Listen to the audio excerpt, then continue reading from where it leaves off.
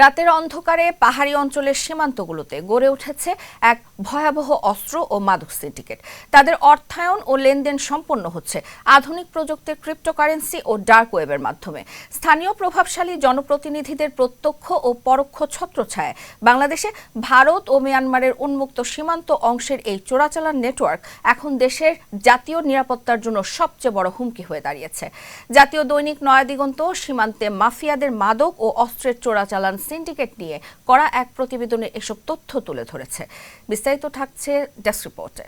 টেকনাফের নাফ নদ থেকে শুরু করে বান্দরবানের নাইখংছড়ির বাংলাদেশ, ভারত ও মিয়ানমার অংশের দুর্গম পাহাড়ি সীমান্ত এখন আর কেবল ইয়াবা, আইস বা স্বর্ণ চোরাচালানের রুট নয়। জীবন অবাক না করলে কে করবে? 28% মিল্ক ফ্যাটের অবাক করার সাথে ফ্রেশ মিল্ক পাউডার। জীবন অবাক করুক প্রতিদিন।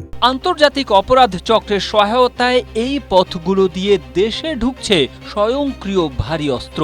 বর্ডার গার্ড বাংলাদেশ, বিজিবি, মাদকদ্রব্য নিয়ন্ত্রণ অধিদপ্তর, ডিএনসি এবং একাধিক গোয়েন্দা সংস্থার মাঠ পর্যায়ের গোপন প্রতিবেদন ও তথ্য বিশ্লেষণ করে এই ভয়াবহ চিত্র পাওয়া গেছে।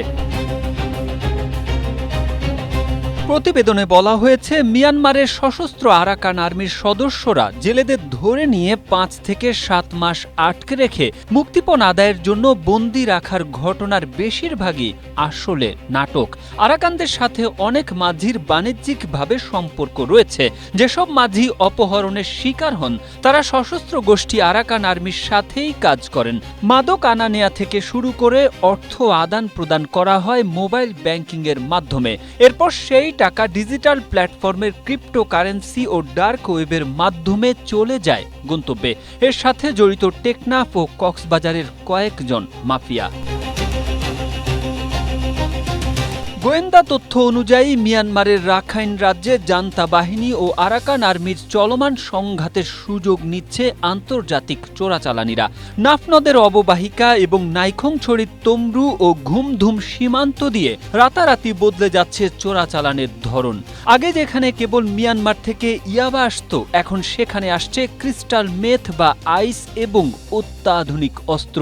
আর এসব লেনদেনে মিয়ানমার ও ভারতের ডিলারদের সাথে ক্রিপ্টো ওয়ালেটের মাধ্যমে মুহূর্তেই কোটি কোটি টাকা লেনদেন হয়ে যাচ্ছে, যার ফলে অর্থ প্রবাহের উৎস ট্র্যাক করা আইন শৃঙ্খলা রক্ষাকারী বাহিনীর জন্য অত্যন্ত কঠিন হয়ে পড়েছে। Tarek Ahmed, Asia post.